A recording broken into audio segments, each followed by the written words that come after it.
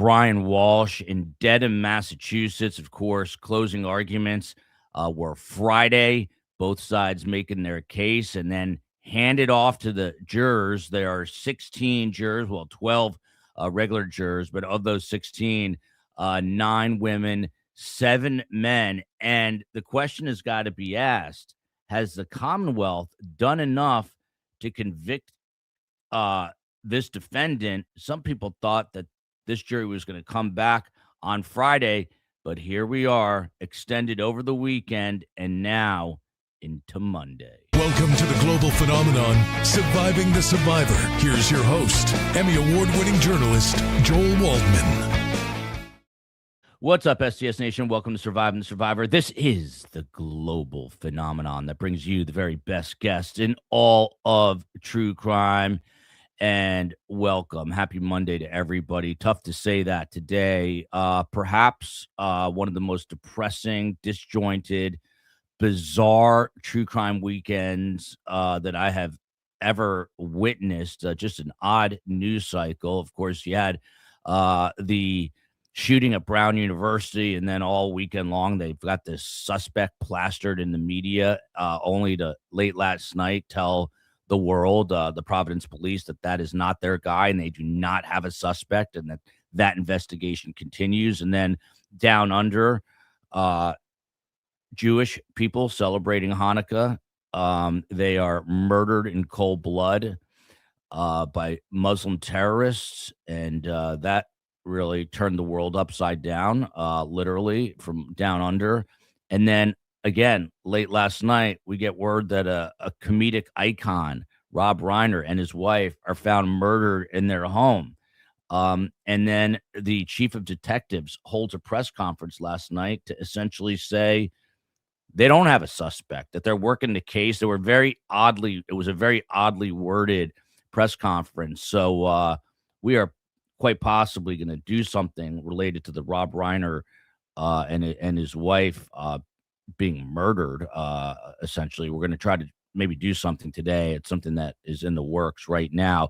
But front and center today, Brian Walshe. Today would be day 11 that we extend into. That does not include jury selection, of course, but it is 2 full weeks, now extending into the 3rd week. And jurors are expected to continue to deliberate. And here to help us break this down, as always, Prof. Joe Explains, Joe Patudo, Professor Emerita, University of Nebraska School of Law, who was kind enough to hold down the fort. And by the way, Tim Jansen's wedding, one of the most beautiful weddings I've ever been to, and one of the most fun weddings, which is why I sound like I have a frog in my throat. The COE and I, we were laughing all weekend and had a great time with Tim and his wife, Stephanie, and their daughter. And congratulations to her on getting married. It was an extraordinary wedding, and I posted the entire thing basically on Instagram. So if you want to, you can follow us there at Surviving the Survivor. But yeah, Joe Patudo, I did my best. I listened to closings. It was harder for me to listen to the Commonwealth because there's about 17 people walking in and out when I was trying to do that. Tipton was sort of what I expected.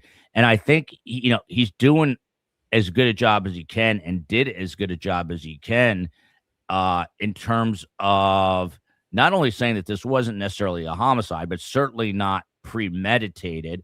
And I think that maybe they've achieved that with this jury. I'm not sure.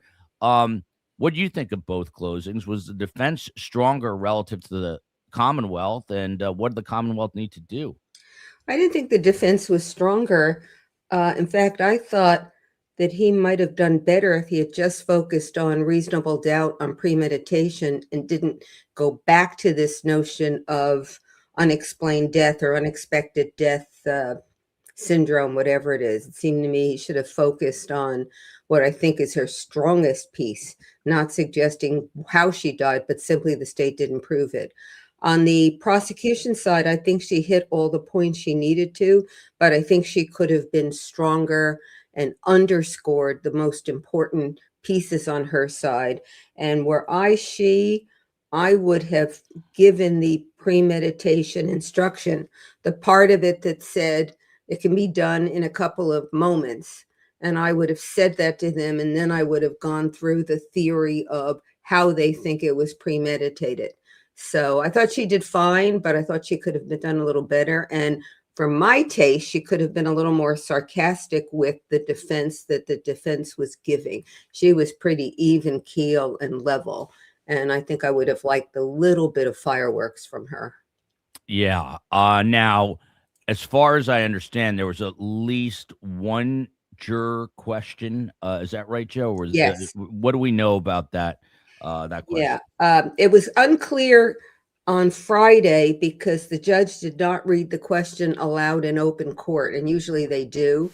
So, and we didn't know, they referred to an exhibit number, and she didn't identify it by exhibit number. But from what we could tell on Friday, it had to do with the rug that had blood on it and the little piece of the necklace on it. And then I watched a little bit of Lawyer Lee over the weekend, and she evidently had the exhibit list. I don't know how she got it.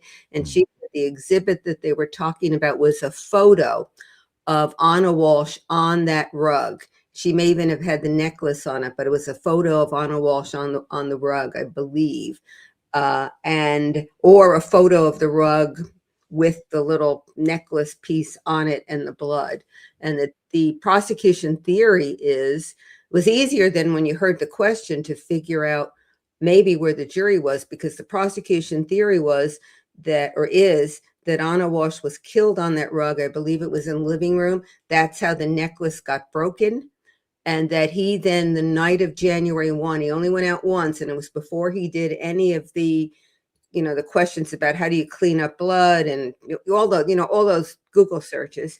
He went out that night and deposited something in a dumpster and went in and bought antiseptic cream and Band-Aids. So the prosecution theory was he killed her then with that knife, and then disposed of the rug pieces. And then later in the week, you recall, he went to, I think it was Home Goods, and bought another rug for that area of the living room. So it looks like, well, since that's what the jury is asking about, it does seem as though they're looking at the prosecution's theory of the case and wanted to look at the rug to see what they could, or the photo of it, to see what they could deduce from that evidence. And I think that the prosecution may even have invited them to do it.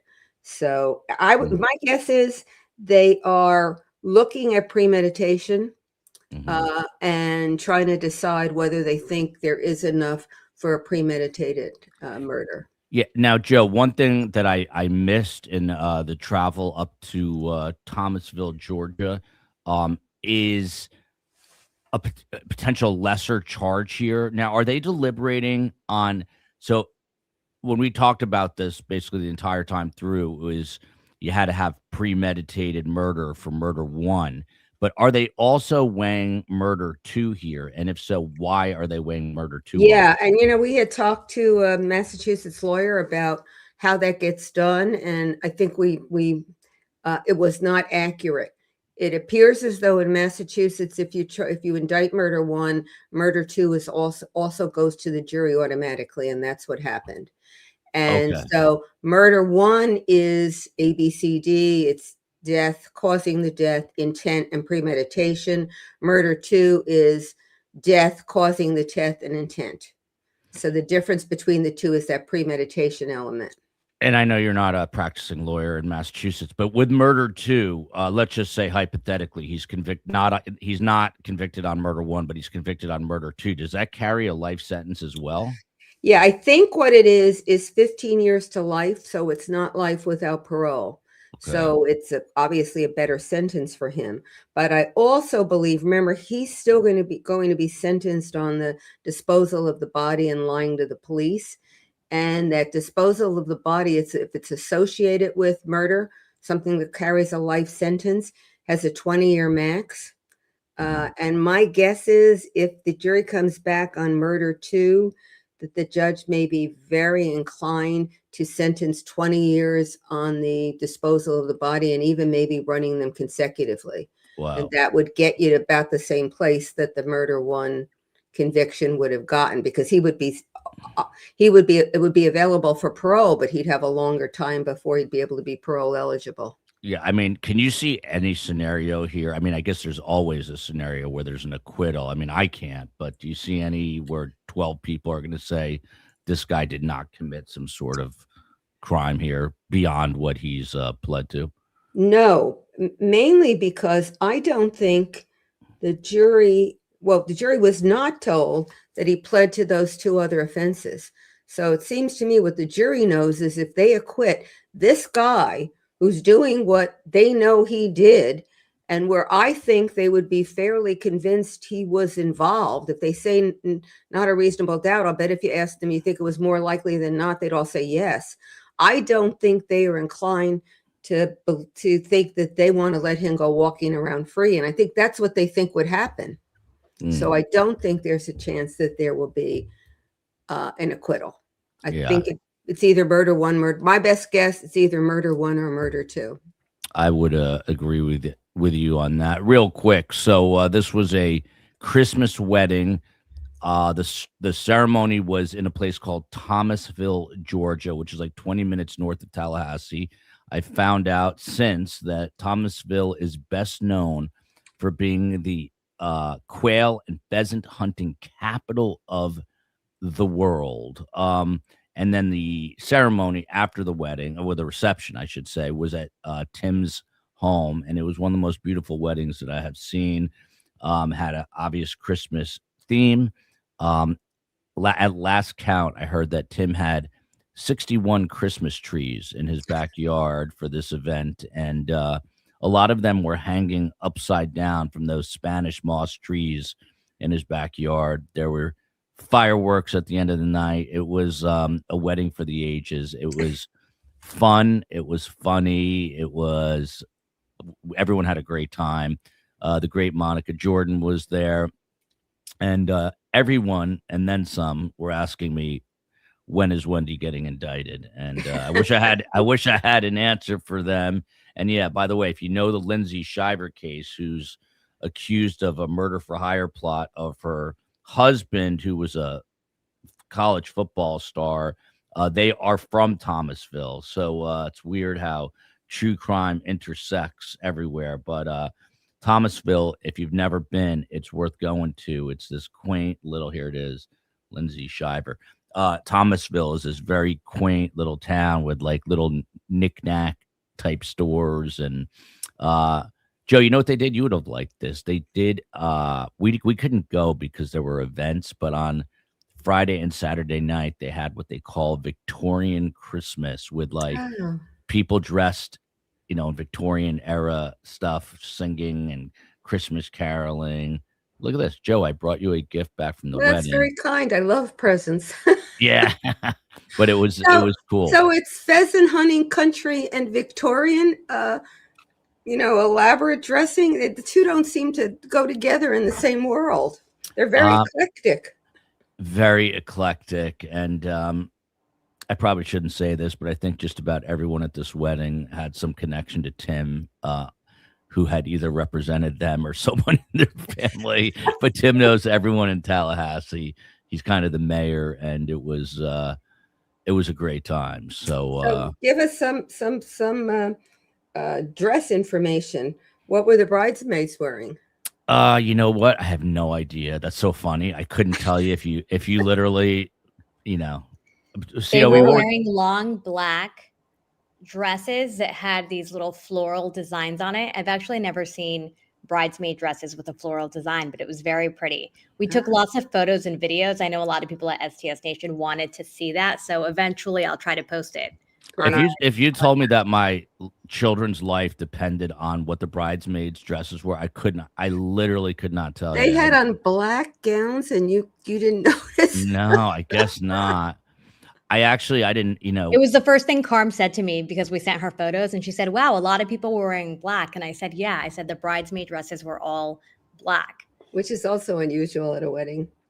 Yeah, but it was she was wearing a beautiful white dress. I saw that. Yeah. It was beautiful. She was a beautiful bride. Yeah, it was It was a very cool wedding. Being a Jewish guy from New Jersey, it was quite the experience. And on the way home, let's just say a few people, there were like a bus taking you back from Tallahassee to the hotel in Thomasville, and the subject of pheasant hunting came up, and let's put it this way: there was not much I could say. I don't know much about pheasant hunting, so it was kind of funny.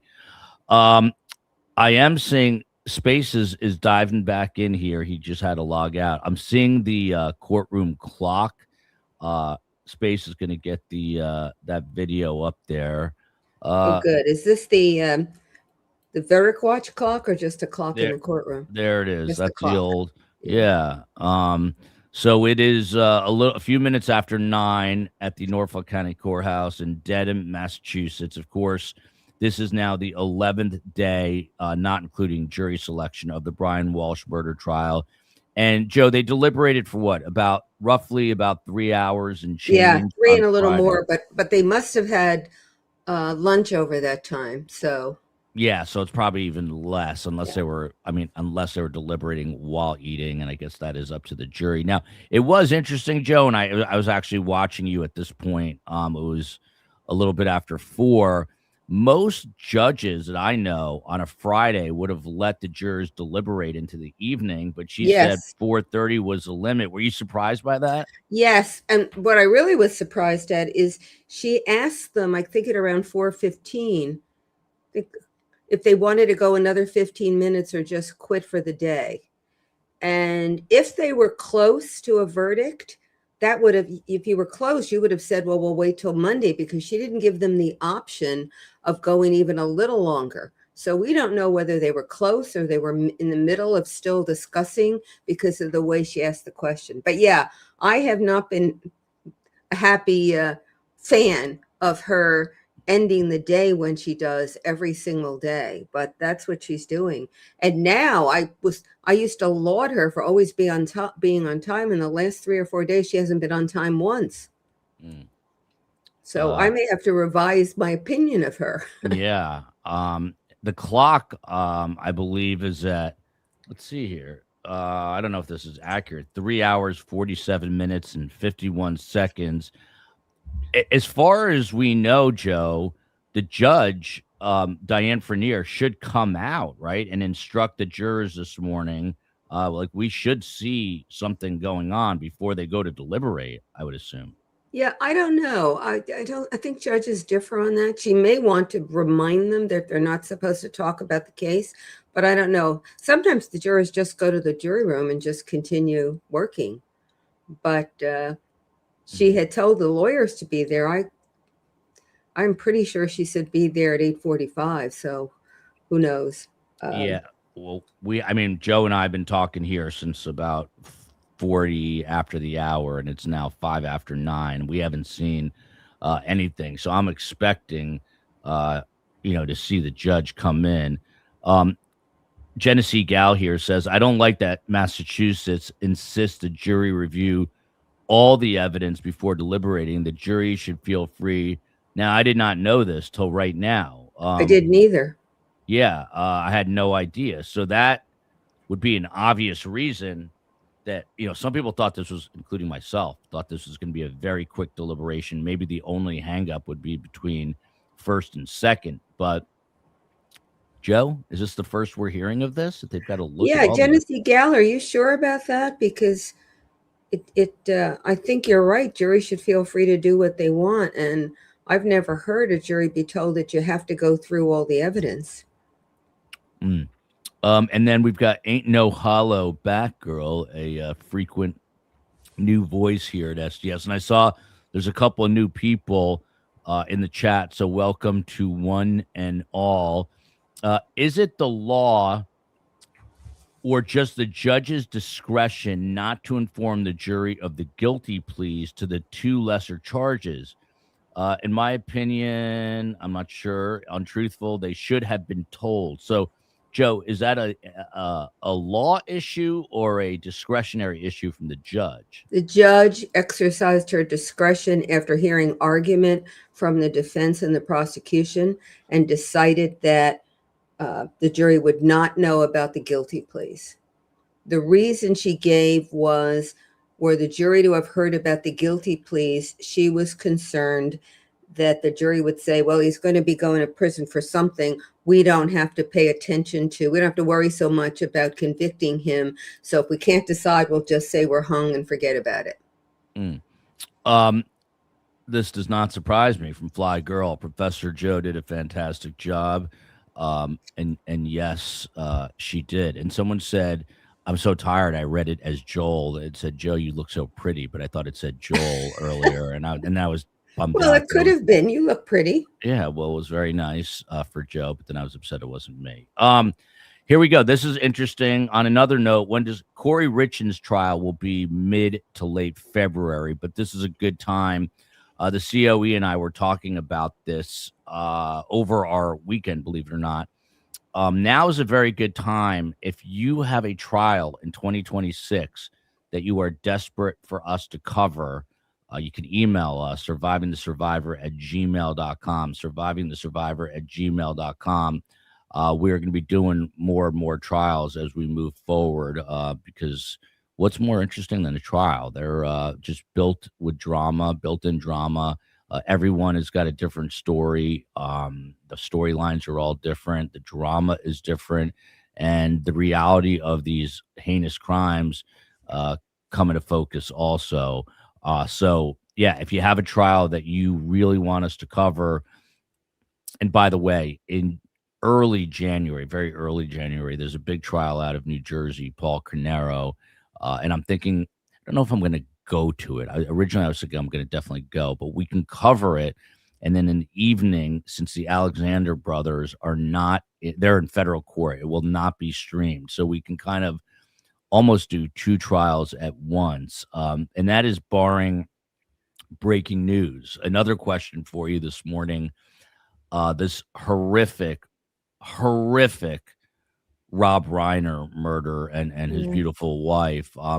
Would you guys like to see us do a show on that tonight? Obviously, it depends on what happens with the Brian Walshe verdict here, but let us know if you'd like us to do a Rob Reiner show tonight.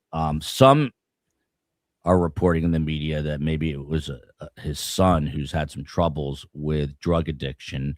I read that he was actually in rehab on 17 different times. So some serious issues there. Yeah. But absolutely no confirmation that it is him, no indication that it is him, at least not officially. And the chief of detectives for the LAPD yesterday, they would basically said, we don't have a suspect. It was a very odd press conference because he came out there after everyone was essentially reporting that they thought it was a family member responsible for this. And he's like, no, we don't even have a suspect. So we don't know what's going on. And then, as I said earlier, at Brown University, where there was a mass shooting, they plastered this guy's face and name everywhere. There was a leak, obviously, I think, coming from within the Providence police. And then late last night, like 11 o'clock, they're like, no, that's not our guy. We're letting him go. That guy is going to sue the hell out of the city of Providence and the police, and he's probably going to get a lot of money. And the bigger issue there is that there's no suspect in that shooting. They don't know where this guy is. And apparently, Joe, tuition to Brown University is $70,000 a year. Their endowment is something like $8 billion. Yeah. And apparently there's no cameras. What's going on there? I have no idea. I can't even hazard a guess. But the fact that they're a day in and they haven't apprehended somebody is not a surprise. I mean, it takes a while. And I thought, maybe I'm wrong, the chat might be able to correct me, but I thought there was a hint in some of the news stories, but of course they were wrong on the first suspect, that and maybe the police said something, that the suspect that they had in custody may have given them some lead to somebody else.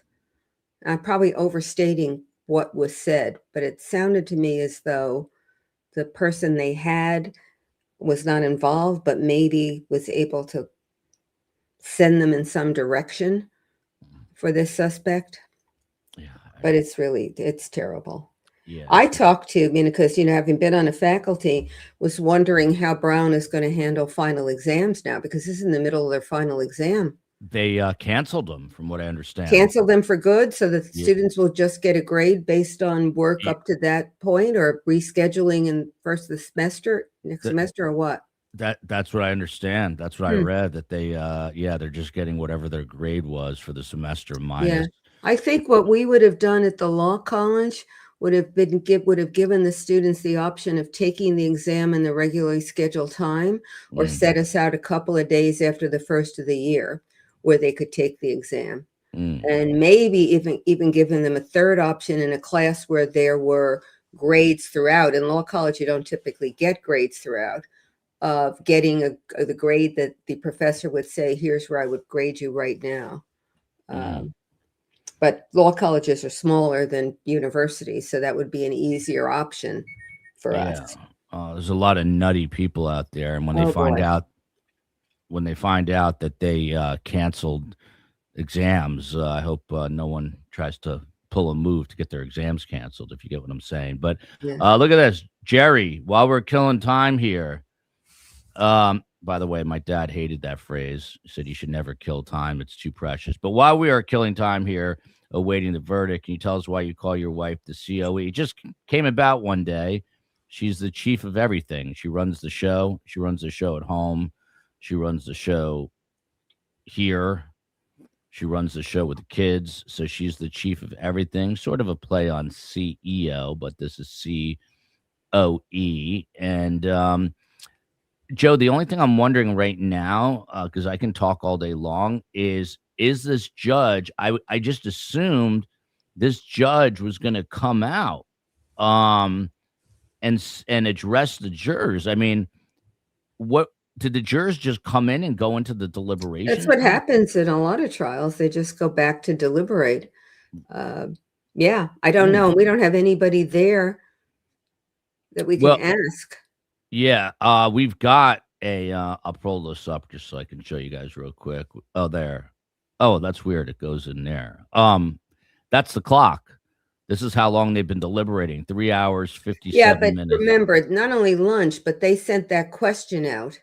Yeah. And we don't know whether they were waiting for an answer before they resumed deliberation, or whether they deliberated waiting for the answer to the question. So there may be even more time you have to take off in terms of whether they were deliberating. So that might be really an exaggerated time, but we don't know. Someone is saying that it's Linda Mon, my good friend, Linda, that Nick is in custody. That is the son, the troubled son of Rob Reiner, but he's been in custody since last night. If anyone can, not that I don't trust you, Linda Mon, but I would just like, as all good journalists do, just to get some confirmation on that. Does anyone know? Being able to kill, if one person being able to kill two people with a knife seems to me to be not the easiest thing in the world to do. No, some of the details are being reported are very graphic too. So it is. I know, or I read that both Billy Crystal and Larry David stopped by the home, and Billy Crystal was apparently on the verge of, tears, was devastated. And I mean, look, his dad was Carl Reiner, who is best friends, or was before he passed, with Mel Brooks, who's still alive. I mean, these are the biggest comedic legends in all of Hollywood. This is like comic royalty. They didn't let Billy Crystal go into the house, though. That's a crime scene. No, I think he just showed up outside. I think he just showed up just to see to say hello. Apparently, the daughter, Romy Reiner, is the one who found them, and that's just part of the whole ripple effect. Boy, and that's going to be a visual picture she'll never be able to. No, and I don't know about the mother. I assume she was close, but she was extremely close with her father. They would advocate together for different issues. So it was just like one thing after the other, and everything that was going on this weekend all seemed to happen right after Tim's wedding, well, except for the Brown shooting. But then the investigation into the Brown shooting, it was all unfolding. So Tim's wedding ended at like 11 Saturday night, and then everything that we're talking about basically happened after that point. There's a super chat here. Let's see what it is. Joe, what are your thoughts? Here we go. So the judge is coming out. He is coming out, but boy, that's late. It's, I'm disappointed. Your Honor, continuation of the jury trial in Commonwealth versus Brian Walsh, indictment 2023-0091. Defendant and counsel are present in court. Counsel, if you'd once again identify yourselves to the court in the record, please. We'll get to cameras. Good morning. Good morning, Your Honor. Ann Yas for the Commonwealth. Good morning. Good morning, Your Honor. Tracy Cusick for the Commonwealth. Welcome. Good morning, Your Honor. Good morning, everyone. Kelly Porges on behalf of Mr. Walsh. Good morning. Morning, Your Honor. Larry Tipton for Mr. Walsh. Good morning to everyone. We had a little delayed start because one of our jurors is absent today, luckily. It's juror number 15, who is an alternate juror. I'll see counsel beside of the bench. All right, so you just heard one of the alternate jurors was absent. But Joe, correct me if I'm wrong. I thought they always, well, I guess every jurisdiction is different, but I know in Florida they let the alternates go. I didn't think they did anywhere because there can be something that goes on in the jury room during deliberations, and they could then substitute, although then they have to start at the very beginning and go through the deliberation all over again. In Florida, when we were there for Donna's trial, They which is all I just could let them really go. I speak think to, but that's also, not- yeah, in the Sarah Boone trial, same thing. They let the alternates go. Now, if they can, I'm not sure if they can recall them if something happens to restart deliberations. Well, but they're not, if they're still not under the order to not talk and not watch, they've got a problem. I think I'm surprised. I didn't know anywhere would let that happen. I thought you always kept them just in case. And because there are things that happen. Somebody could have unexplained death in the jury room deliberating the case. Shouldn't laugh at that, but that was funny. No. And I shouldn't have said it, so we're even. Yeah. Yeah, I don't get that. But in the Donna case, I'm 99% sure that in the trial, they released the alternates and they said, thank you for your service. And I remember it because I was nervous that they just let them go. I said, same sort of thing. What if something happens over the next 2 days where someone can't come in? So this is, but apparently here in Boston, they or in Dedham, Mass, they keep them around, which is probably a good thing. But the alternate is absent, so. Well, it's not one of the jurors who are deliberating, so. I don't think this surprises anyone. I love how the COE knew exactly the detail of the bridesmaids, and Joel didn't have a clue. I had no idea. I tried to take a selfie of the COE and I in church, and apparently you're not supposed to do that. That church looked really beautiful. That organ was wonderful. Yeah, it was very nice. It was beautiful. What's the name of the church? Do you know that? St. Thomas Episcopal. I don't know how I know that. I have no idea how I know that, but I do. And then the COE's like, we got to go. We were a few minutes late. So she's like, let's go through this door. And then she looks at me. She's like, don't let it slam. But it was like an 800-pound wooden door. And I thought I shut it all the way and I didn't. And then it's like the last inch, it slammed shut. And she looked at me. She gave me the death stare. So there you go.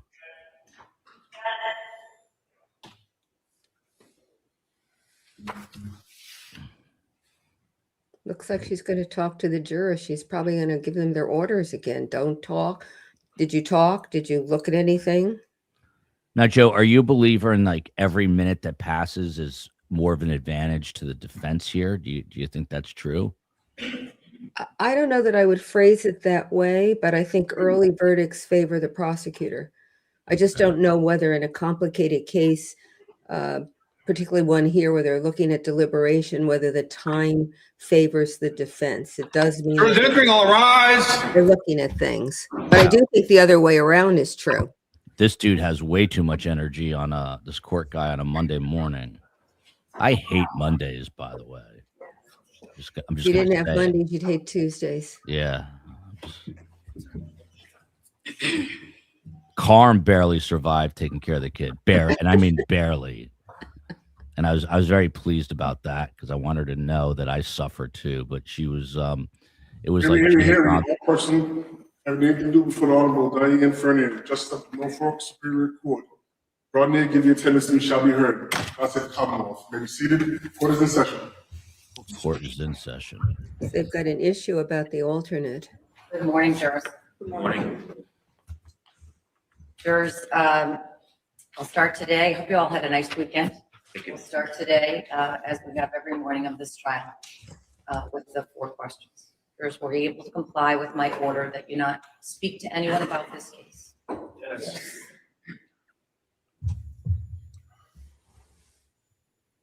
Were you able to comply with my order that you not do any research about this case? Yes.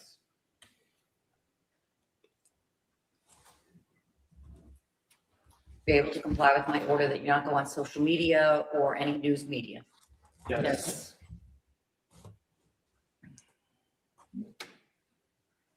And do you all still have open minds? Yes.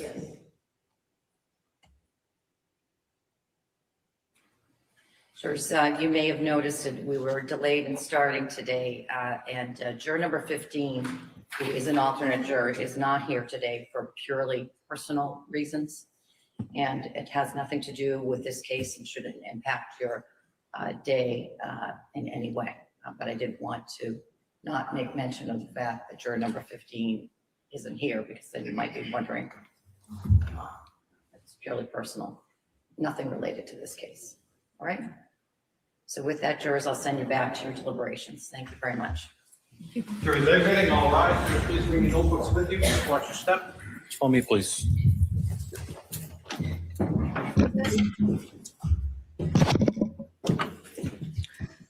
So the clock is going to be really off. They actually went back, so they they did. stopped at It's- 3 hours and 47 minutes. So Okay, good. This should be right, and Spacey will start it up once they get back there. So that I'm curious to see if she addresses the attorneys. I just remind you of the 10-minute rule. Always be within 10 minutes of the courthouse. Thank you. They have a 10-minute rule. Joe, there's And- somebody in the chat who said she was on a Tallahassee jury. She was the alternate and she was let go. I don't like what Florida, I think that's not a good idea. And the other thing that Florida does, or at least Tallahassee, that I really don't like is the alternates. You know who the alternates are as soon as they're seated. And that, at least theoretically, means that one of the jurors could figure that out, or in the gallery could figure it out. In other states, New Jersey, for example, and Massachusetts, they pull the alternates from the hat or whatever when they're ready to deliberate, so that there's no way you sit there and there's no possibility that you would know you're only an alternate. I don't mean only an alternate, but you're likely not going to be deliberating. And I think that's the better way to do it. I think Florida should learn from Massachusetts and New Jersey and probably a lot of other states. Yeah, I remember. The reason I remember is because I was concerned. What if something happens to one of these people, and you just never Exactly. ever know. I'll tell you what was very eerie. Listening to Rob Reiner, not to go back to that, but I will for a minute because I'm just thinking about it. But he was interviewed about the Charlie Kirk assassination, and obviously one is very right wing, Rob Reiner very left wing, and he was just talking about how horrible it was. No matter your political beliefs, you should never be murdered. It was awful, awful, awful to be attacked like that. And it was so eerie because that was just a few months ago. And he's talking about, and this is Rob Reiner now, talking about being attacked and killed.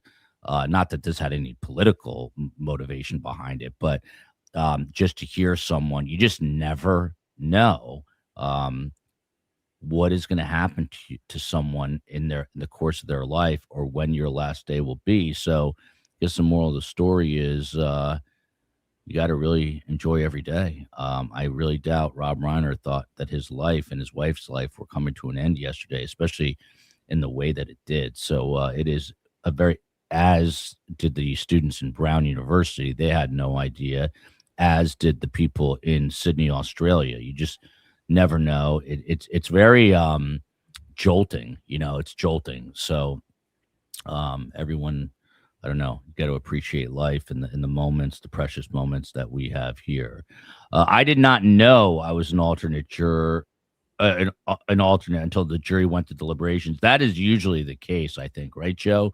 You Yeah. typically Oh, don't it know. should always be the case. But I thought that in one of the, I guess it was Donna's, that I think it might have been Tim who said where they're seated. If you know, you would know they're alternates. Wouldn't be the juror who necessarily would know, but you would know as a lawyer that they're seated in a particular spot. Now, I may have misheard Tim, but if that's the case, I think it's really not a good idea. And if that's true, it's not impossible for a juror to hear that or learn that. Mm. So, and I just don't think, I think why do it that way? Why not just get the 14 or the 16, and then at the end you draw the names out of a hat and you avoid any issue? Yeah. And here, why does the judge, this is now in the Commonwealth of Massachusetts, here the judge, I believe, does choose Yeah. the four-person. However, in Florida, it's the jurors who pick it. Right. What's going, did there need, I don't know, Joe, do there need to be more uniform rules, or is this just the way it's always been? No, I mean, I'm a believer in states being able to chart their own course in matters that are really particular to the state. I just think there are better ways and not so good ways to do it. And with regard to how the four-person is picked, there are differences. Often it is the judge who selects, and sometimes it's the jury that selects. And I don't know that there's a great way to do it. I don't know how the judge would be in a particularly good position to be able to select someone who's likely to be able to organize and lead. And the jurors might be in a better position to do that, but I don't know that they're in a great position to be able to tell that. Remember in the Tallahassee and the Donna prosecution, that was that young juror who's raised her hand and said she'd like to do it, and they said, okay. Yeah. 26 years old, Yeah. JC. So there was a question earlier. We'll talk for a few more minutes, and then we'll probably, we'll be here. Obviously, there. You heard the judge say there's going to be a 10-minute warning. Essentially, it could be for a question. It could be because there's a verdict. But the question earlier in the super chat, Joe, was your thoughts on cameras. They were writing from the UK where there are no cameras in the courtroom, but here in the United States, some jurisdictions have them. Some don't. Should there be transparency? Let's stick to the United States of America because it's tough to talk worldwide unless you have a thought about it globally. But what about here in the States? For example, New York, neighboring Joe's home state in New Jersey, they don't really have any cameras in the courtroom. It's closed off. But should there be transparency? Yeah, I think so. When cameras were first introduced into the courtrooms, there was a lot of hesitancy, because the fear was that the lawyers or the judge might play to the cameras, that the jury might be affected knowing that the trial was being at that time broadcast.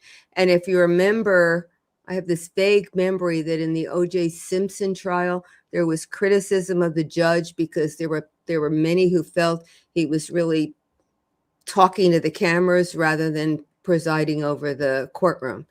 But we've had cameras are so pervasive now. You can't walk down the street without a camera picking you up. And they've done things like be sure that the jury is sectioned off so you can't focus the camera on the jury. And so I think all of the issues that people were concerned about are gone. It may be that some old courtrooms and states with old courtrooms are not set up technologically to be able to do it very well. But I'm a big believer in cameras in the courtroom. Trial should be open. The Sixth Amendment guarantees the defendant the right to a public trial, but it also guarantees the public the right to oversee and evaluate how their justice system is operating. And also, when you don't have cameras, all kinds of rumors can go as to what exactly happened in the courtroom that day. And it seems to me you're better off being able to see for yourself if you want to see, rather than relying on somebody who reports it, who may just have misseen or misheard, or may have an agenda in the report. So I think there should be cameras in all the courtrooms, state and federal. I'm with you. And then we could stream it all. Here in Switzerland, we don't have jury trials. The trials are conducted by judges. That's somewhat common, I think, over in Europe. Check out the poll in STS chat. Someone said they don't see the wedding pictures in my Instagram whatever, Surviving the Survive or whatever it's called, my Instagram handle. I put them up at, I don't even know, are they stories, Bugs? They basically go away after 24 hours. COE, you can pull in some photos here and I can put them up. I'm not going to do it on here just because that feels weird. Okay. But because the story's expired, that's why she's the COE, because she decides she just shut me down. Go ahead. I will put together an album and I'll post it on Instagram, although I'll have to send it to you, Joel, for you to post because I don't have your password. Okay. Do not say it out loud. And then I will also post another album here on YouTube on the community tab. So just give me probably like 20, 30 minutes. My password is Joe Patuto, capital J. No. That won't get anybody anywhere. So yeah. So Joe Patuto, do you think that we get a verdict today? I do. I do think so. But I am, of all the things that you ask me questions about, or that I ponder about, the length of time a jury will be out and the length of time that a trial will actually go are the pieces I'm least confident about. Although in the Donna trial, I was pretty sure it was going to be quick. I just didn't remember, we didn't know when the jury was actually going to go to start to deliberate. And so I couldn't say it'll be the end of the day because I had no idea when they would start. But I don't think I'm very good at assessing, but I do think, having babbled all that time, I do think they'll be done today. Look at this. Court Dog Daniel, you're the man. I'm in the Walshe courtroom right now. You can text or chat from there. This is way bigger than it looks on TV. It's like the size of a small high school. That's interesting, Court Dog, particularly because the Karen Reed trial looked like it took place inside of a thimble. Like it was so tiny in there. People, like you had defendants on top of witnesses. It was crazy. But Court Dog, what's the feeling in there? This is why I love STS Nation. You got a quick look at the jurors just now. Give us some scoop. I'm going to scroll down to the end here and see what your comments are. But what do the jurors look like? What's the sense in there right now? Look at this. Hello from Serbia. Welcome. We love Serbia, particularly because Anna was from Serbia, but also my dear mother is from Subotica, Serbia. So welcome to Serbia. It's got a special place in my heart. And I'm going to see what Daniel had to say. It was Daniel, Court Dog Daniel. So people are asking for scoop from him. But Joe, just back to my other question. If this goes to 2, 3, 4 o'clock, do you start to worry that it's something more than a decision between murder 1 and murder 2, or is that just typical to essentially go that long? There's a lot of evidence in this case, a lot of exhibits, several videos, and if they are really methodical and they want to look at everything, it will take them a fair amount of time. Remember how much time it took for the prosecution to get all that in evidence. Now, they laid a foundation each time, but still, it took quite a while. And if they want to go over everything, if there's a juror who wants to be sure, a lot of time can be eaten up just by doing that. So I do think if it goes to the end of the day, it probably looks more like they would compromise on murder 2. But we won't know until we know. This is why I absolutely love what we built here at Surviving the Survivor. And I got to tell you, and I'm not trying to be immodest or showing off, but at the wedding, so many people were coming up who say, you know, I'm not in the chat, I don't post, but absolutely love your podcast. And it was really nice to hear. And then you've got Super Planner Girl who helps us out a lot behind the scenes. I'm listening and also writing to Blackwood Door. If you don't know Blackwood Door, she's an OG. I'm writing her a pen pal letter. Blackwood Door is not in prison, so I don't know. I mean, you can write a pen pal letter to someone who's not in prison, but I love STS because I've made some good and true friends. This is why I love what we built here. A lot of like-minded, cool people, and I don't know. There you go. Neverly Darlin, I'm Serbian as well. Look at this. This case is bringing out the Serbs, and I love it. For those who don't know, the Serbian national soccer team is very good, and they're going to be in the World Cup. And because my mother is from Serbia, I got my son a Serbian national soccer jersey, which he is rocking. So there you go. You know, if I'm not mistaken, Neverly offered to translate something for me. I had an email from someone in Serbia who wondered why the emails, I think they were emails, maybe texts between Anna and her mother, where Anna had said, "Can you come here right away?" And the mother said after the new year, why those texts and perhaps others were not introduced into evidence. And she appended to that text or email, whichever it was, a number of newspaper articles that were all in Serbian. So I had no hope of seeing what how they were covering the story in Serbia. The person who wrote said that there was a lot of coverage. And I think it was Neverly who had then texted me and said she could translate, but I thought this is a lot of work to translate. I'm not going to ask anybody to do that. Yeah, that's and I think Carm was watching because she texted me and she was like, I could translate, but then she was too busy chasing my kids around. Space Coast pointing out pen pals don't need to be inmates. I don't know. You know, we're doing a murder trial, and then Amanda's like, I'm a pen pal of Blackwood Door. Blackwood Door can be an intimidating force. So then prison came into mind. You know, that's how it pen pals mean this sort of pen, not pen as in penitentiary. Look at this. We got another update from Court Dog Daniel. COE, stay on it. Double doors wide open. You just walk right in. I saw Larry Tipton walking out. He won't like this. Older than he looks on TV, pensive and reflective, walking out with his co-counsel. There you go. He might be pensive and reflective about the check he's getting in the mail or about his client. Finland, famous for their saunas. They are in the house here. I could go for a Finnish sauna. I'd be more interested in Finnish saunas, if I'm being honest, than I am in pheasants and quail hunting. Joe, I got to tell you one funny story, Joe. Did I tell you this story? Did I already? I don't know. You haven't told it yet. I can't recognize it. So I meet this.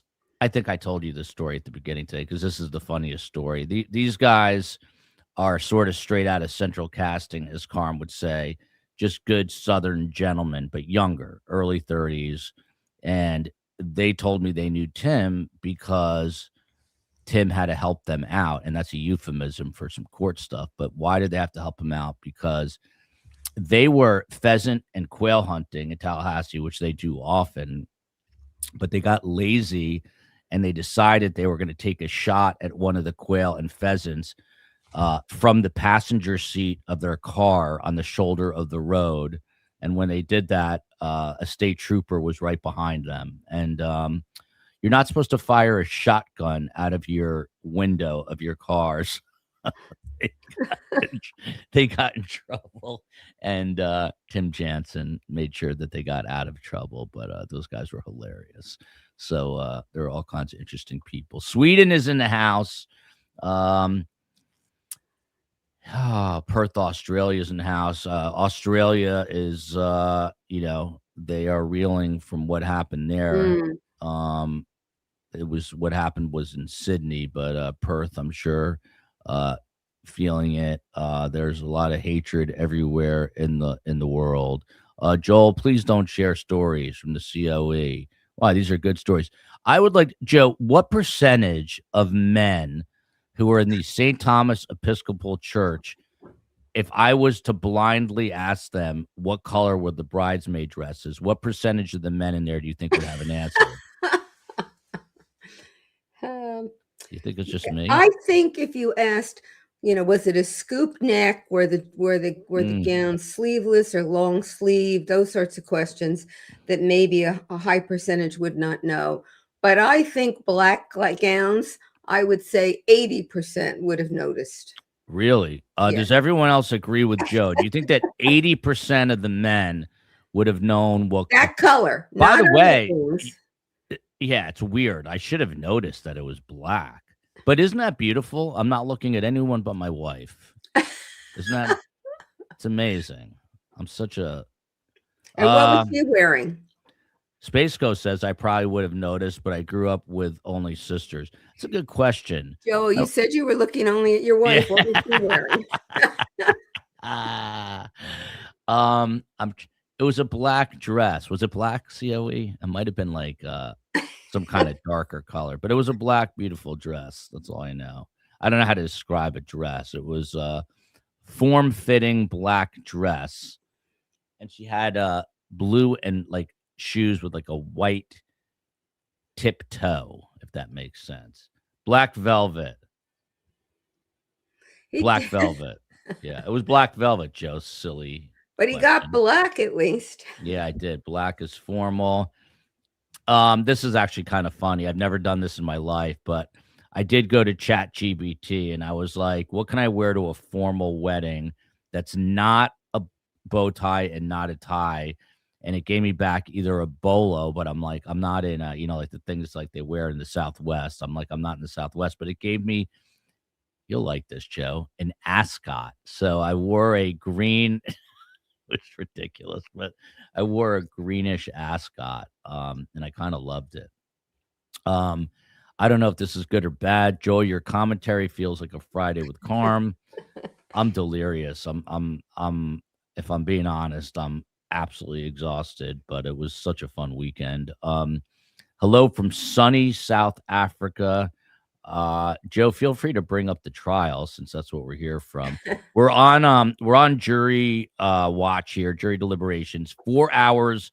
This is an accurate clock here. They've now been deliberating. This includes a lunch break on Friday, 4 hours and 7 minutes.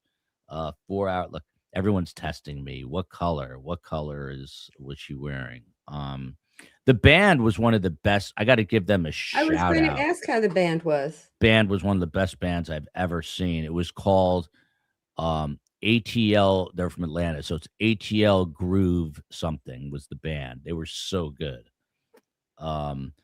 What case is next, Joel? I think I'm going to cover. If you don't know Paul Canero, look it up. It is Caneiro, Paul Canero. It's a horrific case out of our home state, Joe and I, out of the Garden State, New Jersey. And then it's kind of coinciding with the Alexander brothers, who are 3 Miami brothers arrested for Diddy-esque crimes. The problem with that trial is it's not being televised. It's not being streamed. So I think we're going to do kind of 2 in 1 if Spacey and the mods can handle it, because it's a lot of work. But we get like a few week break because it doesn't start till after the new year. So what does that mean about covering both? Will you go in person to the... I was originally going to go to New Jersey to the trial, and I still might. I don't know. But if one doesn't allow cameras and the other does, well, I was going to sort of in person and then stream the one in New Jersey. I was going to stream the one live. I'm going to stream the one that's obviously being streamed, and then the one that's not being televised, I know some people who are covering it, and I'll be able to follow. You rely on someone else. And I can cover. I can look at all the reporting on it and then kind of put it together. So that's the idea, at least right now.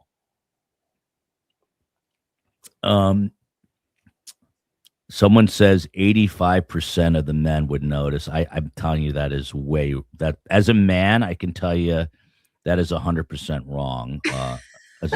Yeah, I don't know. I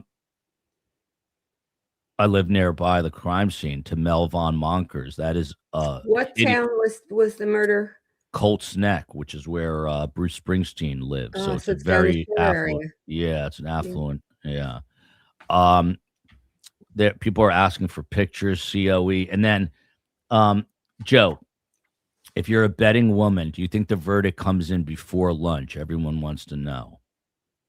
I am a betting woman, but I wouldn't put much money on my bet here. I would say, gosh, I don't know. I would have to. All I would do is throw up a coin, and whatever came up heads, I would pick. So I can't do it. Denise, When do you think it's going to come in, Joel? I think I have no idea. However, I think before lunch, if you want to know the truth. But maybe because it's a Monday, they had to go into court. Maybe they're going to make it worth their while and sort of deliberate and just double check everything. And then, you know what? I'm going to go with right after lunch, like an hour after lunch. My husband would not have a clue either, Joel. The photos were amazing, beautiful, happy for Tim and his family. I hope he's back on STS again. Yeah.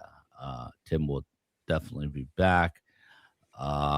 What is up with Wendy Adelson? That's the question. I was on Court TV this morning, which was kind of crazy because I forgot I had to do that. And they were asking me about Donna. And that's the question. What's up with that? Look at all the Serbs here. What about Donna? Not Donna. They're asking me about Wendy. Oh, I was going to say, what's up with Donna? They were asking me about the beef jerky with Donna. Did you hear that, Joe? That she was hoarding beef jerky and we did this on the show last week. She had 19 beef jerky sticks in her cell in Leon County. We got the public records. And we had a woman on the show Thursday night. She spent 31 and a half years in prison. 31 and a half years. She was 15 years old, grew up in a, bad environment, bad neighborhood, bad family, was dating a guy, got involved in a murder, and then was given a life sentence. And after she went in when she was 15, Joe, but because of new laws in North Carolina, her sentence was commuted at age 50. Or at 40, says after 31, she's now 50. She was in there. And she totally changed her life around. She was interesting. Brian Walshe will be found guilty for murder one of Anna Walshe. 58% believe this. 58%. I tend to agree here. The murder one is tough because of the premeditation. That's the only thing hanging me up on it, but I don't know. Look at this. Bonjour from Montreal, South Shore in Canada. Love the Canadians. Absolutely love them. I wasn't expecting today to have to talk incessantly, but here I am doing it. Elizabeth Kim, how long have we been in deliberations? And the answer is 4 hours, 12 minutes, 50 seconds. And that is with a 1 hour lunch, basically on Friday. So, and some pause because of that question on Friday. Yeah. Yeah, this is it. Was the band, look at this. Greetings from Serbia. Thank you. Dada and the Pills Band. There we go. Appreciate that. But look at this comment. Was the band ATL Groove Factory? It was, and I think they're on Instagram. They were one of the best bands that I had ever seen. They were phenomenal. A really good band. If you're looking for a wedding band and you live in Serbia, they'll go there too. So ATL Groove Factory, that's the band. Joe Patuto, do you like a band or a DJ when you're at a wedding? What do you prefer? Band. Yeah. Although I'm not averse to a DJ, but I like a band better. Yeah. It's sort of amazing how much, and I'm not going to disclose this because I don't know the answer, but I don't know if I had to do it. here comes all the hate mail. It's about to rush in right now. But if I had to do it all over again, and I didn't pay for it the first time with the COE. I just think there's money better spent than on a, like, what if you took all that money that you spend on a wedding and just invested it, Joe Patuto? Maybe 40 fewer trees hanging upside down. Am I a Grinch for saying that? I don't know. I don't want to go on a rant about education, about all this stuff now. It's all going to come full circle here. I don't know what's going on here. I didn't think premeditated until someone pointed out the phone. Yeah, that's what the prosecutor, that was the other part. What? Tell us, what is that about? I didn't know about that. I know about the necklace. She told Jim Mutlu Mm-hmm. New Year's Eve that he had misplaced his phone. Right. And then I think it was 2 days later that he said one of the boys, I think he said one of the boys mislaid it. I think it was 2 days later that one of the boys found the phone. But the phone was, it wasn't pinging, but at 4 or 5 times over that period, the phone seemed to be charging or plugged into something that was active. And the prosecutor, what she drew from that was that he had deliberately told the story that the phone was not available in order to advance his plan to kill his wife, and that it was clear because of the fact that you could see that the phone was active that he hadn't. And I believe, somebody correct me if I'm wrong, did he send a text or something over that period when he claimed not to have had the phone? In any event, that's what the phone evidence is. Yeah, and then her necklace was broken, which to me indicates a struggle. To me, that's a huge and piece it was of evidence. found on the rug that had the blood, and that was that piece of the rug. The prosecutor said, he was out on New Year's Day dumping something in the trash and buying the Band-Aid and the antiseptic cream. And so she suggested from that you could certainly infer that he had killed Anna Walshe on that rug, cut it out, and that was what he threw out the first night. And that the antiseptic cream and the Band-Aids was because of the cut on his finger that happened because of the use of the knife. Yeah, and primetime KCL, who I would want to be my jury foreperson, she just basically said the same thing, that the phone was his alibi. Right. You would not want me, as you just learned, I'm not very good with details. By the way, someone else said there's no way 85% of the men would know what color the bridesmaid. I'm tempted to call Tim live on air, but I won't do it. I'm curious if he even knows. Oh, I'll bet he knows. He knows, just because he probably had to know. So anyway, I thought that tying up of the rug that definitely had blood on it, and it had the piece of the necklace on it, and the buying of the cream and the Band-Aid, and something was thrown out that night, and then he replaces the rug. That's what he did at Home Goods. Was a pretty good chronological explanation that would go towards premeditation. And the phone evidence. Forgot about the phone evidence. People are agreeing with me. Fancy weddings are a waste of money. However, everyone loves them as long as they're not paying for them. So thank you, Tim. It was really amazing. Joe, they gave away at the end, you'll love this, like these fairly big nutcrackers. Like I would say nice. like 2 feet in height, maybe 1.5 feet in height. They were pretty cool. And I think was the favor you got. That was nice. Yeah, somehow and that wasn't the only favor, there were other things, but somehow the COE, I think, unless I dreamt this, she brought them back. I don't know how she would have done that. Yeah, look, I brought you one, Joe. Oh, thank you. Yeah, they were cool. I love nutcrackers. I think they're kind of neat. I don't know how you could crack a nut in one, but yeah, I don't either, but it would fit right in your holiday motif behind you. Yeah. So as I sit here running out of things to say, now that we're at the 4 hour and 19 mark of jury deliberations, Joe, anything else that you want to add for right now? If not, I think, Joe, I see them in your background, so I brought them for you since we don't do Christmas at the Waldman house. Well, that was very kind, but the COE, I'm sure they do Christmas at your parents'.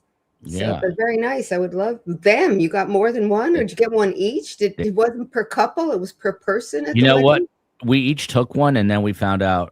So they had like these buses that took you back and forth. Yeah, of course. And we found out on the bus that it was one per couple, but by then it was too late because we each had one. Yeah. Well, it was an innocent error. You always meet like really funny people. So on the bus ride home, we sat with a bunch of people who went to the University of Georgia, and there was everyone in the South says sir, everyone's just so polite, but it was the dad of like a bunch of boys, and by boys I mean like 25-year-old guys and maybe a little bit older. Dad was having a very serious conversation with me, somewhat serious, and he had Christmas lights on his head, Joe, that were blinking.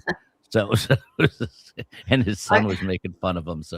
And he was I the was one at telling a me. holiday concert. It was really beautiful. It was music from around the world. Not one thing they sung was familiar at all. They did the 12 Days of Christmas, but it was not. The 12th day was John Philip Sousa's March. They did music from around the world, but there was someone sitting behind me who had, those big lights that the big ones like this. He had them wrapped all over him, and he had some wreath thing on his head, and he had a green sweater, and I thought he was too much in the holiday spirit. Yeah, sometimes it can be a little much. Joe Patuto, what do you think? We talked about this a little bit, but here's a more specific angle. What do you think the question they had on Friday indicates that they are thinking? Yeah, and I think the question helps the prosecution. At least they're in the place that the prosecution wants them to be. They're looking at the photograph, of either the rug or Anna on the rug. And the prosecution case was she was killed on the rug. I believe that rug was in the living room. That's why it had blood on it. That's why it had the piece of the necklace on it, suggesting there was some sort of struggle there. And then he disposed of the rug. That's what he brought to the dumpster the first night when he was buying the antiseptic cream and the Band-Aids. And it was the knife that was found, in the cabinet above the refrigerator. So the fact that they're looking at that tells you that they're focusing on the Commonwealth's case with regard to his responsibility for the murder and probably premeditation, because that was the thing that sequence was part of the Commonwealth's presentation, that it showed premeditation. So they're clearly focusing on what the prosecution's case was as evidence, I think, as evidence from that question. Yeah. By the way, not to switch topics again, but we woke up to unbearable cold here, and it's cloudy, it's like hurricane windy, and it's got to be 68, 69, which is why I'm wearing the sweatshirt, the shirt, the undershirt. I should have long underwear on, Joe, but I don't yet. But it's so Joel, you are the COE. There's a question here. If we go off and come back on, it will be a different live stream. It would be a different COE. That's definitely a COE question. Here she is. Yeah, so this is the plan, because some people are not able to watch all day with us because of work, life, etc. What we will do if there is a verdict. Why go to work when they're surviving the survivor? Why work? All right. We'll have a 10-minute notice. So what we will do is we will end this stream and immediately start the next stream, which on STS is called Verdict Reached. Joe, do you have that link, Joe? It's very obvious. Okay. Joe has it. And what we'll do on the STS channel is we will redirect you. So once this ends, you'll be redirected there. But if for some reason you get lost on YouTube, you can always head back to STS and you'll see that we'll be live. So in that 10-minute period, we'll be able to switch over quickly.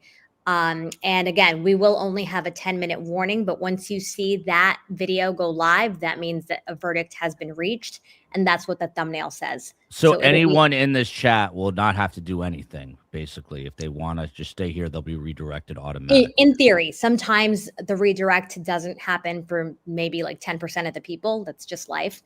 So then just hop back on and find us. Joe, I have a question that has nothing to do with anything, but the And no redirect- pressure, Joel and Joe. We may be here for a long time. We're enjoying listening to both of you, but if you guys don't want to talk for 8 hours straight, you can also do other things. Yeah, I have. I'm not gonna be able to talk for 8 hours straight. I can talk for 8 hours straight, but I don't know that anybody would want to listen to me. Yeah. Okay. It's So actually great. It's very entertaining, so I'm enjoying it. All right, guys. I'm going to be here in the background. Thank you to Elizabeth Kim. I love this super chat coming to me for this is a Space Coast question. I'm being bombarded with AI I hate those. My son listens to them about soccer. AI narrated YouTube videos. Where do I go to protest? I mean, I think it's all coming down to the world suing YouTube and the Google and Facebook. I don't know. You know, I used to like Facebook. Like I would go to Facebook and I would see like friends' photos. I don't even see my friends on Facebook anymore. I just see the dumbest ads, people I don't care about that I'm not even friends with. It's all become horrible. I mean, absolutely horrible. So there's going to have to be something new. I don't know what that's going to be. Joe Patuto, this is something I wonder about, Joe Patuto, and I worked in this business for this January if I had stayed in it, would be 30 years. I started in 1996. How does a television work, Joe? Like how do you... I know, you just turn it on and there it is. Yeah, like how are you sitting in your living room in New Jersey watching the Beijing Olympics in real time? Like what is going on from the camera to a satellite back into your television box? Who invented that, Joe Patuto? Like who? I mean, I know it was whatever did invent TV. I'm blanking on the name now. There was an RCA guy, but anyway, my point is, one who never got credit and never made money off of it. There was a Broadway play about it. How do you invent this, Joe? I have no idea. I don't know how you invent anything. So, you know. How does something bounce off a satellite in outer space and you see the image in Verdict Reach? What? Oh, FYI. The Verdict Reach show will only go live once there's a verdict. That way we don't confuse anyone. You just confused me. But there is a possibility if there's another question, it would trigger this migration, because I don't know that we'll know whether it's, will they say it's a verdict, or we'll just know that the jury is coming back into the courtroom? Do we know that?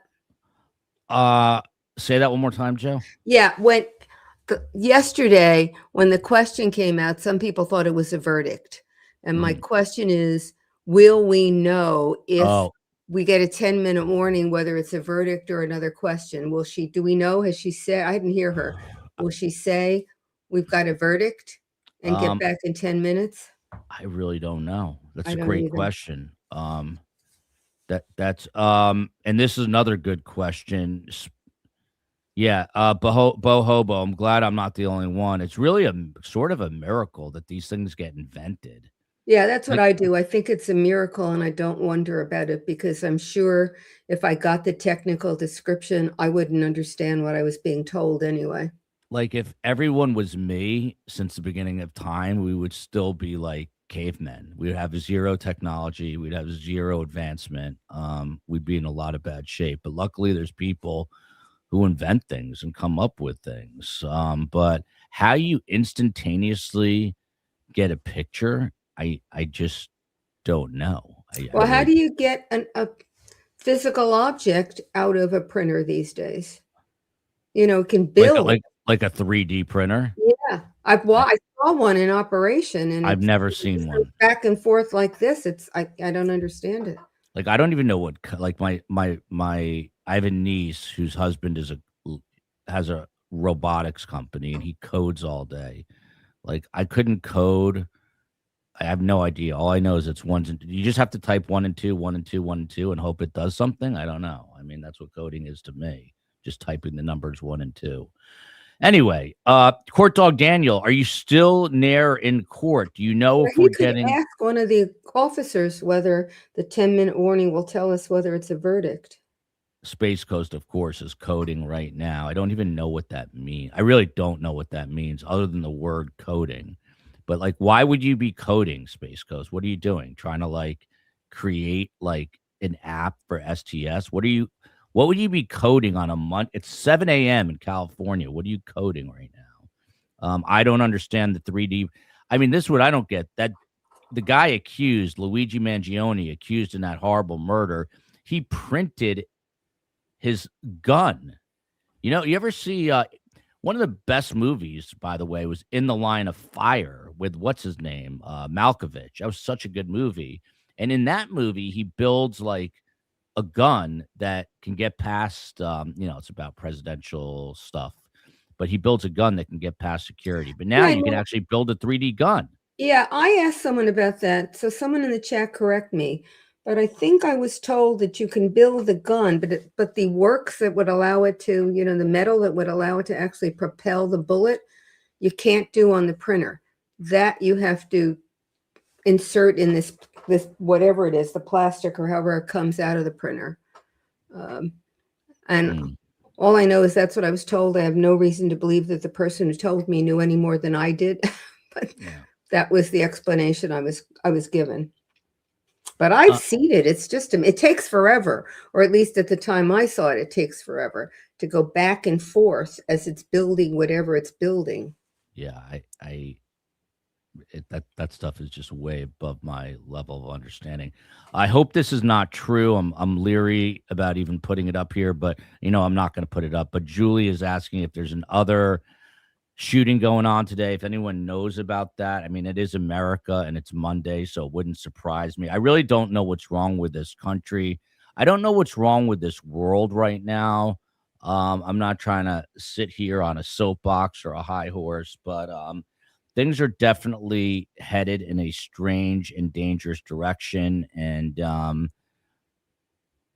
I don't know. There are more crazies out there, or with technology, there's more ability to do things that are more dangerous, have more killings than you could have before. I think both. I also think that my own personal feeling on this is technology, social media is just making people sort of antisocial and crazy. Yeah. It's radicalizing people. The media is horrible. The media is broken. The media has just become this place where, they divide just to sell content. Yeah. And that's another huge problem. So yeah, I agree with you. I think people are more understanding of others face to face, and you're more careful about what you say face to face, and you're more likely to listen face to face. And then when you're doing it all, distance learning and all of that it's just easier to block things out. And it's easier not to be courteous.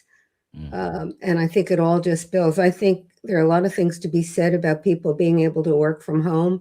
Some people with children, there are all kinds of reasons, but I think the less that we're out interacting with each other, the worse for society as a whole. Yeah. Someone said, go back to medieval times. I mean, you had like the Roman emperors who were like having people basically kill each other inside arenas. I mean, I think humans are just, personally, I think the world should just be filled with dogs and just get rid of it. If you got rid of the people, eventually we're going to destroy this universe, or at least the world that we live in. If you had dogs, you never would have built it in the first place. Yeah, I don't know. It would have been a little more simple, but we'd be better off. It would be a lot more simple. If humans didn't exist, you'd have nothing. Yeah, I don't know. It'd be a lot better without humans. That's look at this. Joel and Spacey, forgot to mention, I'm hosting the 4th grade Hanukkah party at school today at 1:15. So there is a 99% chance Oh, there that's is the cute. verdict. What is this? The third day? Second day. Second day. Well, Yeah. happy Hanukkah. Thank you. Do you get a gift every day? Not really. No, I don't. But the How kids, about the kids? Do the they get kids one love every it. day? Yeah, and my son wanted to open like every gift last night. I had to talk him out of it and explain to him that there's 8 more days, and he didn't care. He's What's not a up with? believer in deferred gratification. That's another problem with the world's instant gratification. These kids want this instant gratification. What's the matter with it?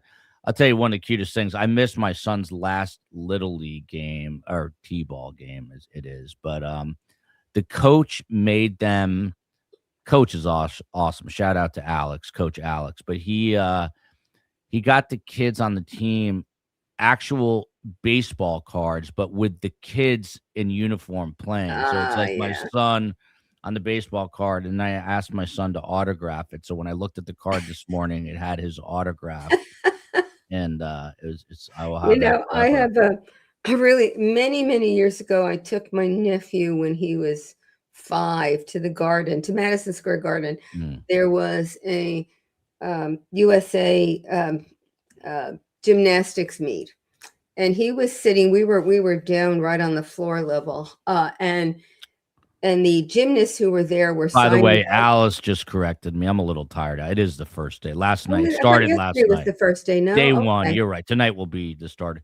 Jewish holidays Okay. start in the evening, so tonight will be the start of 2. Okay, so we're on the floor, and these gymnasts, and they were world-class gymnasts, and all these kids were going on the floor to get they had programs getting their signature on the program.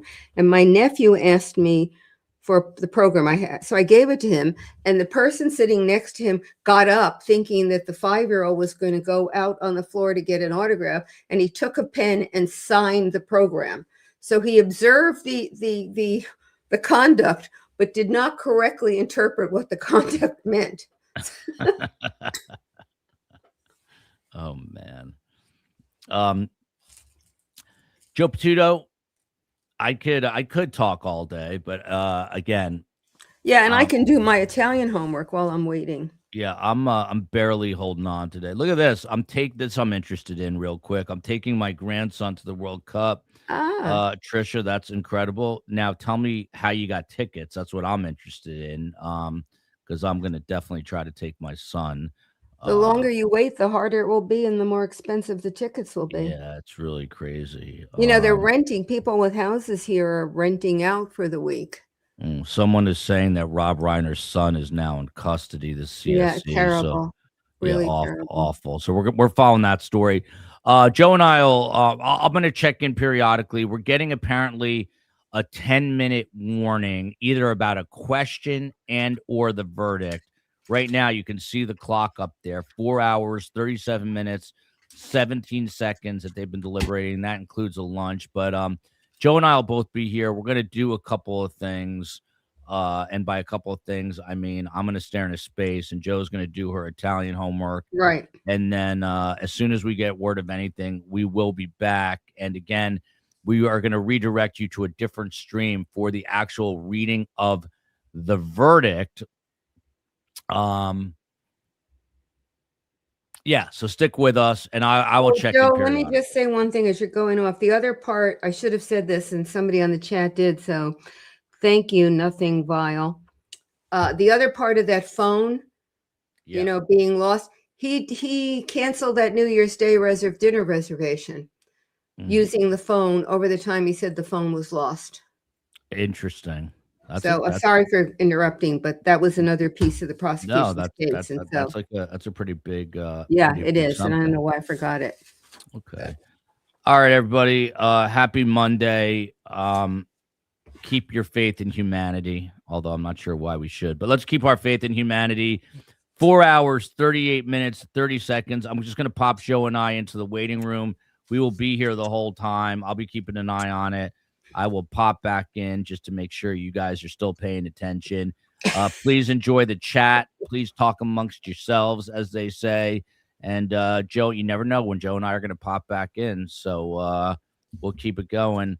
Ciao, Professor Joe. If you need any help with your Italian homework, I'm Well, here I for do, but I you. don't think you'd be the one I'd go to, so. No, but this is Anita. Look, she's in the chat. She's from Oh, I Italy. didn't look at that. Well, I can always use help. Yeah. I consider myself very, very good at English grammar, and I think Yeah. I am, but Italian grammar flummoxes me. Yeah. It's unbelievably complex. Anita I was gonna say Thaltalian, but then I realized it's Anita the The Italian. Italian, yeah. Yeah, look at that. So thank you, Anita, Well, on thank behalf you of for the Joe. offer. Yeah. All right, we're here. I'm popping Joe out, popping me out, but we're here, and you never know when we're gonna bounce back in. So talk amongst yourselves. We'll be right back.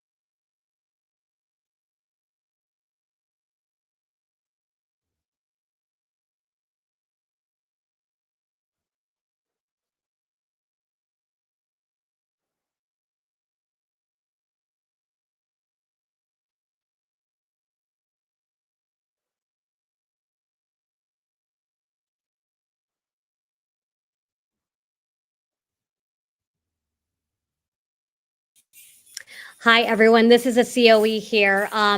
We're hearing that there may be a verdict. So what we're going to do is switch over. We've stopped the clock now, and we're going to switch over to the new link. We'll see you guys all there. Thank you so much.